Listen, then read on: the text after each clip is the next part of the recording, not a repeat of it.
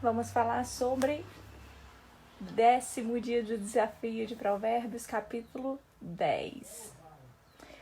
Esse capítulo, é bom lembrar que a partir do capítulo 10, o livro de Provérbios começa a não ser mais como se fosse uma história, como se um versículo fizesse parte do outro, começa a ser mais aleatório, né? Tem um lado bom porque você pode meditar apenas no versículo, mas tem um lado ruim porque não tem um contexto, né? Então a gente vai ler e a gente vai meditar, né, nas passagens, ok? Capítulo 10. Os Provérbios de Salomão. Versículo 1. Provérbios de Salomão. O filho sábio alegra o seu pai, mas o filho tolo é o peso de sua mãe. Versículo 2. Os tesouros da perversidade de nada lucram, mas a justiça livra da morte. O Senhor não deixará sofrer a alma do justo com a fome, mas ele rejeita a subsistência dos perversos. Torna-se pobre aquele que lida com a mão negligente, mas a mão do diligente enriquece. Aquele que ajunta no verão é um filho sábio, mas o que dorme na colheita é um filho que causa vergonha. Aqui está falando da preguiça. As bênçãos estão sobre a cabeça do justo, mas a violência cobre a boca dos perversos. A memória do justo é abençoada, mas o nome dos perversos apodrecerá. O sábio de coração receberá os mandamentos, mas o tolo tagarela cairá. Aquele que caminha corretamente caminha seguro, mas aquele que perverte os seus caminhos ficará conhecido. Aquele que pisca com os olhos causa tristeza, mas o tolo tagarela cairá. A boca de um homem justo é fonte de vida, mas a violência cobre a boca dos perversos. E aqui vou dar uma parada para falar o seguinte. Se você reparar, tá falando muito da língua, tá falando muito do poder da palavra, tá falando muito da sabedoria no falar, no agir, no ser diligente, não ser preguiçoso. E a preguiça, ela fere o princípio do serviço. Se você for em Gênesis, você vai perceber que lá em Gênesis, nós fomos feitos para servir, nós fomos feitos para cultivar a terra. Desde Gênesis já havia trabalho. A diferença é que depois do pecado de Adão, o trabalho começou a ser doloroso, pesado. Antes era um prazer. Ele cultivava a terra. Depois começou a ser pesado. Entende? Então, nós nascemos para servir, para prestar serviço ao próximo, amor, à nossa sociedade, à nossa comunidade igreja, à nossa comunidade, né, de pessoas. Então, Jesus fala que aquele que quiser ser o primeiro, que primeiro sirva primeiro. Ou seja, um verdadeiro líder, uma pessoa justa, ela serve aos demais. Ela não só suga as pessoas, ela também transborda, ela também ensina, ela também serve a causa dos outros, ok? E até aqui no versículo 11, você pode observar que fala da palavra. Ou seja, aquele que é diligente, aquele que sabe com quem fala, aquele que sabe com quem negocia, aquele que sabe como fala. Então, é a sabedoria no falar. E se você ler em Tiago, você vai ver ele falando que o homem que consegue refrear a língua consegue controlar todo o seu corpo. E é um grande desafio, porque nós somos habituados a falar coisas ruins e praguejar e reclamar o tempo inteiro. Porque às vezes a gente está mais focado nas circunstâncias do que na visão de futuro que Deus nos deu, do que na promessa que já foi estabelecida. Mas as circunstâncias nos roubam a esperança da promessa. E aí o nosso olhar começa a ser focado naquilo que está acontecendo no meu dia a dia e eu tiro o foco daquilo que Deus já preparou para mim. Já está disponível, eu só tenho que caminhar até lá. Então, quanto mais você pragueja, quanto mais você reclama, quanto mais você se ira, quanto mais você tem raiva, ódio e verbaliza todo esse sentimento, você está construindo o seu futuro e você está plantando sementes no espiritual. Ok? Versículo 12. O ódio excita contendas, mas o amor cobre todos os pecados.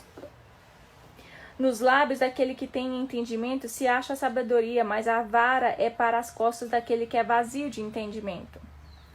Os homens sábios acumulam o conhecimento, mas a boca do tolo está perto da destruição. Presta atenção. Por que o homem sábio acumula o conhecimento? Porque se você lembrar dos outros versículos que nós lemos, dos outros capítulos, tem passagens que falam que o sábio, ele escuta, o sábio, ele está aberto à instrução, o sábio está aberto à repreensão. Ele nunca está fechado para nada, no sentido de aprendizado. Então, por isso que o homem sábio acumula o conhecimento, porque ele está aberto a aprender o tempo inteiro. Seja em circunstâncias ruins, sejam boas, seja em instrução, seja em repreensão, ele está aberto a evoluir. Quando você chega num patamar onde você se fecha para os aprendizados, você se torna uma pessoa soberba, como se você se bastasse, e você não precisa de mais ninguém, entende? Mas a boca do tolo está perto da destruição. Por quê? Porque ele constrói suas maldições a partir da palavra. Ele amaldiçoa tanto seu casamento, amaldiçoa seus filhos, amaldiçoa seu trabalho, amaldiçoa seu dia a dia. E isso leva ele à destruição. As palavras levam você à vida ou à morte. Versículo 15. A fortuna do homem rico é a sua cidade forte, a destruição dos pobres é a sua pobreza. 16. O trabalho do justo tende à vida, o fruto do perverso ao pecado. Aquele que está no caminho da vida guarda a instrução, mas aquele que recusa a reprovação erra. Olha aí. Aquele que esconde o ódio com lábios mentirosos e aquele que profere calúnias é um tolo. O que é calúnia? É você acusar alguém de ter feito algo sem você nem saber se aquilo é verdade. No direito, calúnia é você acusar que alguém cometeu um crime sem a prova da verdade, sem que de fato tenha cometido. Mas na tradução da palavra, é você proferir palavras ruins sobre o seu próximo. É você acusar alguém de algo que você não tem provas, você nem sabe se aquilo é verdade. Né? O que a gente chama também de fofoca. Na multidão de palavras não falta pecados, mas aquele que refreia os seus lábios é sábio. A língua do justo é como a prata escolhida. O coração do perverso é de pouco valor. E a gente precisa lembrar que do que sai da nossa boca é o que está cheio no nosso coração. Então, o que tem saído da sua boca? Bênção ou maldição? E se tem saído muita coisa ruim, o que você tem plantado para o teu futuro? O que você tem semeado no mundo espiritual? O que você verdadeiramente está decretando sobre a tua vida? Se a tua palavra fala mais maldição do que bênção. Os lábios do justo alimentam a muitos, mas os tolos morrem por falta de sabedoria. A bênção do Senhor enriquece, e ele não acrescenta dores. É como um esporte para um tolo fazer o mal, mas um homem de entendimento tem sabedoria. O temor do perverso sobrevirá a ele, mas o desejo do justo será concedido. Assim como o redemoinho de vento passa, assim passa o perverso, mas o justo é um fundamento eterno. Como vinagre para os dentes e como fumaça para os olhos, assim é o preguiçoso para aqueles que o mandam. Já viu? Tem uma frasezinha, deixa eu ver se eu lembro. Uma frasezinha que fala assim: quer pedir ajuda de alguém? Pede para quem está muito ocupado. Porque quem não está ocupado vai sempre ter uma desculpa e nunca vai fazer. É mais ou menos isso aqui. Ou seja, se você pedir algo pro preguiçoso, você vai passar aborrecimento, porque ele vai arrumar todo tipo de pretexto para não fazer. E vai quebrar o princípio do serviço. Vai perder a oportunidade de semear vida, de semear boas sementes, de colher bons frutos. O temor do Senhor prolonga os dias, mas os anos dos perversos serão diminuídos. A esperança do justo será alegria, mas a expectativa do perverso perecerá. O caminho do Senhor é fortaleza para os justos, mas será destruição para os trabalhadores da iniquidade. O justo nunca será removido, mas os perversos não habitarão a terra. Os perversos não alcançarão as promessas. A boca do justo gera sabedoria, mas a língua perversa será cortada. Os lábios do justo sabem o que é aceitável, mas a boca dos perversos fala perversidades. E você viu aqui no capítulo 10 que fala muito sobre justo, a pessoa tola, a pessoa justa, a pessoa tola. E o que é ser justo?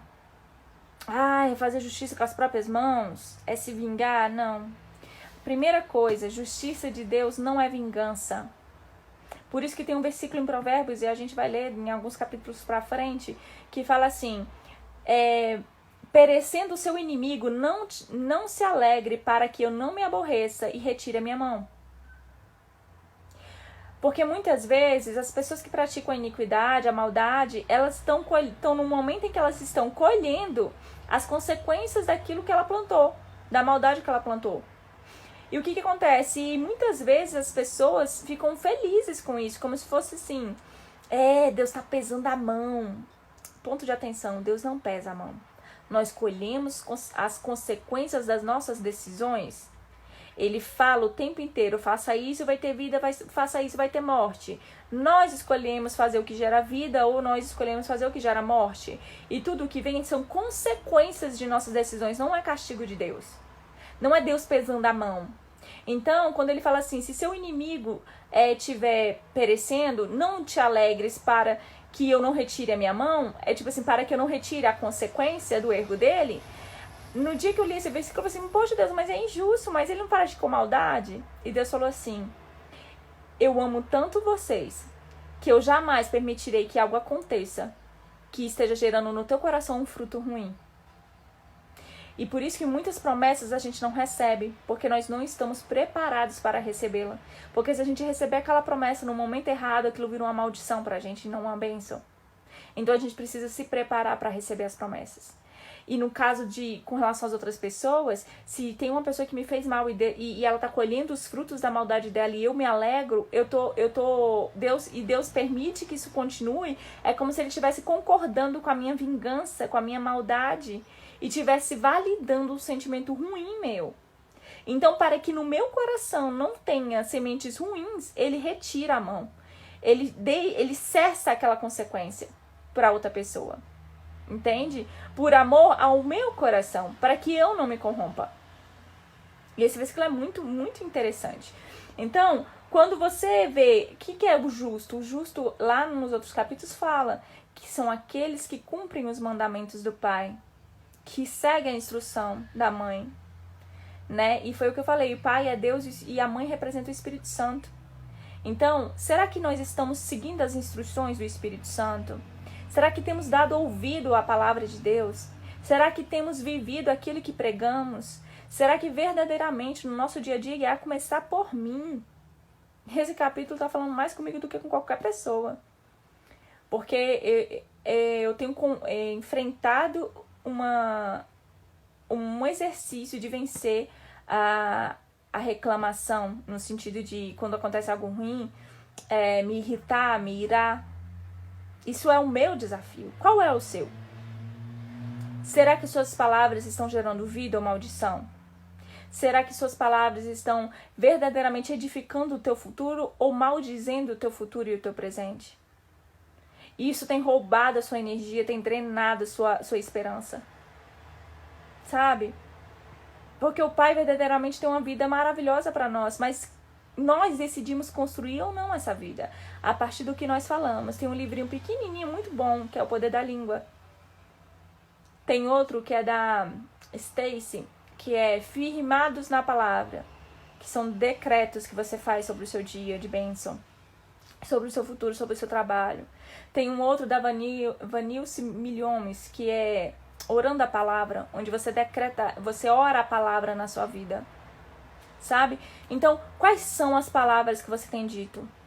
E se você vive, se você é justo, ou seja, aquela pessoa que é alinhada, equilibrada, não é nem muito mal, nem muito boa, nem é equilibrada, alinhada, né?